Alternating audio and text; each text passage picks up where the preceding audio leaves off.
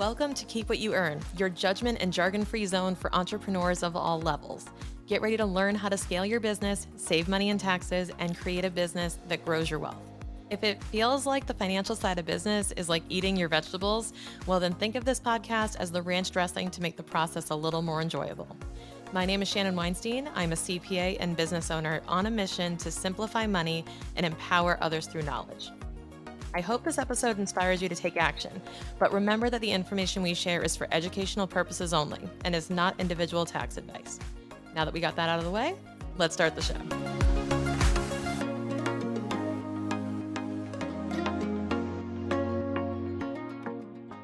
All right. So admittedly, I have built my business over the past 5 years, which is crazy to think about.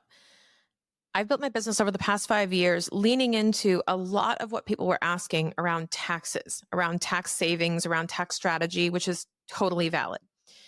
What I've discovered in this journey is, and something that I've kind of tapped into, I'll say discovered, but like really honed in on internally, is I started feeling this sense of discomfort. I've always felt this kind of tug of war going on between sharing tax strategies and tax advice, not because of any reason other than, it's not because I'm team IRS. It's not because I'm too conservative or I'm risk averse.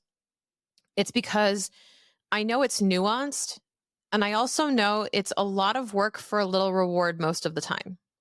I know that it's not a worthwhile battle for the vast majority of people who are listening to me.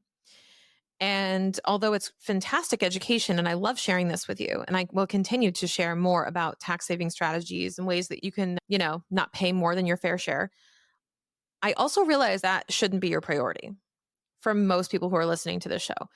And what I've leaned into recently is this mindset of it's true, you cannot save your way to wealth. You can't. You don't win the game by sitting on the bench and waiting.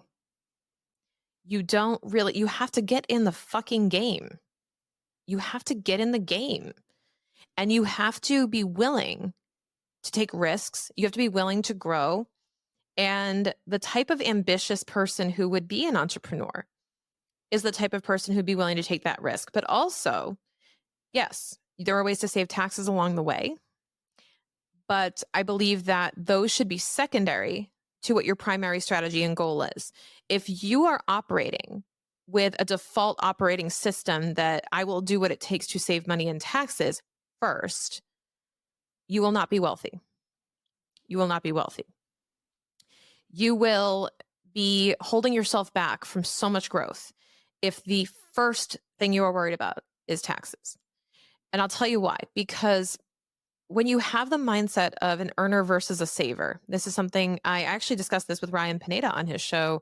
We were talking about this even off camera about the earner versus saver mindset.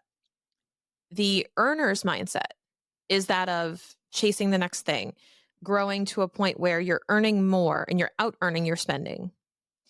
And yes, you cannot out exercise a bad diet. I'm a believer of that. So I don't believe in sales will be the cure of everything. I've talked about that before. But what I do believe is that you also cannot cost cut your way. You can't coupon your way to wealth. There's a blend. There's a blend in that strategy. But I think much like a retirement savings account where you're looking at stocks and bonds and you're balancing out your risk portfolio, I think you have to have a strategic risk portfolio. And I think you have to have an idea of how much time do I want to spend focusing on growing my business versus making it look smaller than it is. And I'm going to tell you that in the context of taxes, your goal always with your tax return is to make yourself look a little smaller than you are. It's the chance to be humble. I didn't really make that much money this year. Don't worry about it. I'm not super rich. Don't worry about it, IRS. And I think that we tend to be so focused on painting that picture for the sake of our taxes that we forget that our goal is to make enough money that taxes don't matter, right? That's the goal. I had this conversation in Instagram recently where someone asked me, hey, so tell me about Costa Rica. Like, what's the tax play there? They assume, especially because I'm a CPA, they assume, that we moved abroad for tax reasons. Now, is that a common thing to do? Yes. Is it also kind of a sad reality and a sense of superiority to assume that the only reason someone would move out of the United States is to avoid taxes? Interesting. So I answered this question with, three main reasons: the people, the weather, and I just added monkeys because why not? We have monkeys and sloths. Who wouldn't want to live here? I said that facetiously in a sense to say, like, there's plenty of other reasons other than taxes to do something. This was not a tax play. This was a joy play and a bit of lifestyle arbitrage in the sense of we earn money and we do pay taxes in the United States. We pay every dollar Keep What You Earn company has earned is taxed in the United States and Connecticut the way it has been, which is totally fine by me. I have no complaints about that. But down here, we're able to earn that money using United States prices as though I'm sitting in Connecticut, because any given time, you don't really know where I'm sitting. So I'm able to earn money in the States because we don't spend all of our time in Costa Rica. I'm able to earn money in the States. And then we take that money and we bring it down here where we pay $500 a year in property taxes roughly. And, groceries are a bit cheaper. We live simpler lives. We just need less because we really don't need to go anywhere. We don't use much gas. We walk everywhere. We go to the beach every day.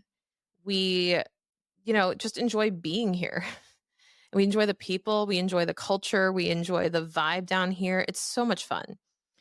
And I say all that to say, in the theme of this episode, that if the first reason you're doing something is taxes, I think you're missing out. Because if we had looked at taxes as the first thing, we probably would have gone to Puerto Rico, right? Because we would have gone to Puerto Rico where there's more of a tax benefit. But we didn't, nothing against Puerto Rico, but we hadn't been there. We hadn't really we didn't connect with Puerto Rico the same way as Costa Rica. Like, we've been here, Jason's parents loved it here. We just knew we loved it. And I'm sure you have a very similar story with a place that you love. I have friends who love Aruba. I have friends who love even certain parts of Florida or wherever, right?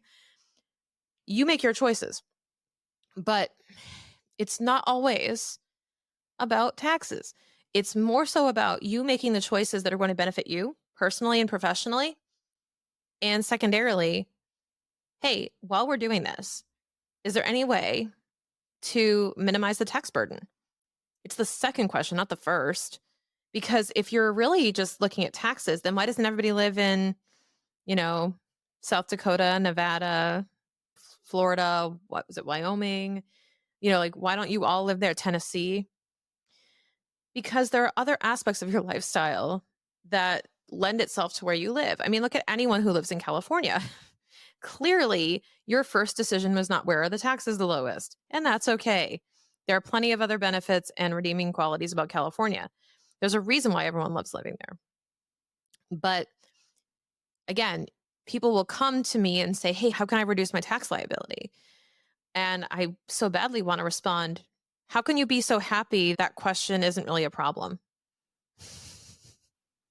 How can you build more joy? How can you build more wealth in your life where this isn't even really a question that pops up in the first top 3 questions of where to spend your time? And again, I'm not advocating that you shouldn't have tax strategies. I think you should. But I think you need to pick them. Pick 2 or 3 that you're really going to implement consistently. Pick priority tax strategies that are really going to move the needle for you. Because one of my philosophies is we better not be, stepping over dollars to pick up dimes, is how I put it, or, spending dollars to save dimes. That's all you're really doing. You're going to find a way to spend more money trying to save those tiny bits, spending more money, more time. My favorite example of this that I've shared on the podcast before is hiring your kids. It's my favorite tax strategy in the whole world because it also involves financial literacy and empowerment for young folks. But here's the problem. For it to be a worthwhile strategy requires a lot of circumstantial advantage. So it requires you to have like a teenager who's willing and capable and has the capacity and capability to do high value tasks. They can drive you around. It's very cool. So like a 16, 17-year-old, this is like awesome because you can pay them that 13 grand a year or so and justify why, because they're going to be doing high value tasks. But if you're hiring a 3-year-old, a 4-year-old, a 5-year-old, and you think you can afford to pay them like 13 grand, I go, what can a 5-year-old do that is worth $1,000 a month? Like it takes a lot to figure that out.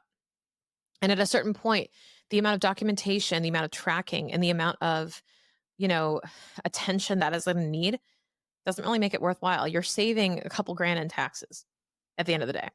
Yes, you are building wealth for your child as well. There are other benefits. But if you're really focused on the tax savings aspect of this, then it's going to be a lot of effort with little tax savings reward. You have to find a better reason to do it than just the tax savings. You should want to hire your kids to teach them about money and to actually have them do work in the business. And oh, by the way, this is a great tax play. But if you're creating W-2s and you're fudging it and you're like just trying to make it work from a paperwork standpoint, it's not going to serve you. It's not really going to serve you. You might get audited. A lot will be pulled into question. It just takes a lot of time to paint this picture. So my advice would be, if you're sitting in this area of like, you're thinking about as we head into the tax season, because right now you're kind of thinking about this of how can I reduce my tax liability next year? What you should be focused on is how can I plan better? How can I be more proactive? Even if your outcome doesn't change, simply knowing what you're going to owe 6 months sooner is going to empower you more. Simply knowing what you're going to owe 6 months sooner will empower you more than any tax strategy on the planet. Because if somebody can do a pro forma tax return for you and do a predictive analysis of here's what we think you're going to owe, and you know that in July, then that would be really powerful because then you wouldn't be so stressed out. But what you have to do is unpack, why are you stressed? Why are you so focused and obsessed with saving money in taxes as opposed to, hey, maybe most of the strategies I've already unlocked. I don't need to get super creative with my tax saving strategies, but I really need to plan better. If you can diagnose that, super powerful. So if you've already taken advantage of certain tax strategies, kudos to you. That's fine. It's for the folks who are watching, the YouTubes, the Grant Cardones. Shout out to Grant. I love him. But there's a lot of advice that, for example, a Grant Cardone is taking advantage of in his wealth position that, frankly, you're just not there yet. You don't have the same clay as he does to mold. You don't have the same material to work with. So implementing his strategies don't really make sense. It doesn't really make sense. You're not going to follow the diet of an Olympian. You're not one. Not one yet. You could be training, but you're not there yet. So follow the type of routine that works for you and helps you accomplish your goals. That's the whole advantage of having a business. It should be that instead of just being a tax savings vehicle, which awesome, there are tax benefits to owning a business, it's got to serve your goals at the end of the day. And if it's not, then you have another machine, another business, another job that is just costing you time at the end of the day and possibly money. So as we go into this tax season and you start asking yourself those questions of how can I save more money in taxes next year? Talk about it with your accountant. Talk about it with your tax pro. Even talk about it with us if you want to. And, join CFO On Demand. Come join us every month. We have a call. And let's talk about, how can I go into this next year with a better plan on how to manage this tax liability and how to actually manage what I'm going to pay and make it a little bit more realistic. So please have that conversation, really try to shift that mindset around simply saving to really making it work in your favor in multiple dimensions. I'll see you on the next episode. One of the best decisions I made in business that saved me countless headaches was getting expert advice in HR as I started growing my team. With so many compliance requirements, especially for virtual businesses, I could never get caught up on everything I needed to learn or I was supposed to do. That's where Jackie and her team at People Principles came in with their signature HR audit for only $349. But get this, if you use code Shannon50, you get $50 off of that. So it's only $300. You'll have peace of mind by the end of the week with this exclusive offer as a Keep What You Earn listener. Here's what's included: a step-by-step self-assessment, a 60-minute strategy session with their HR experts to ensure that you're in compliance and you have a plan for getting on track, an HR template to keep all this important stuff in one place, and a roadmap of the top 3 best practices to implement right now in the next 6 to 12 months.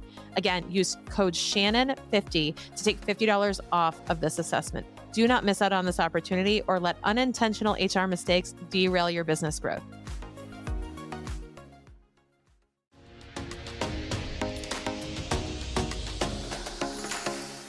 Thank you so much for listening. If you enjoyed this episode, please leave a rating and review on your podcast platform. This small action goes a long way for podcasters to get our message heard by more business owners just like you. Be sure to check out the show notes for links to information about our guests and ways to get in touch with me. We'll see you on the next episode.